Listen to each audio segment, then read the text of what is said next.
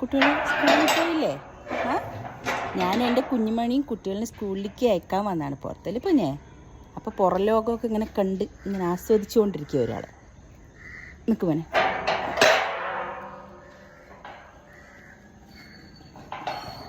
നമുക്ക് ഉള്ളിപ്പാം ഉള്ളിപ്പാം ആ പാം.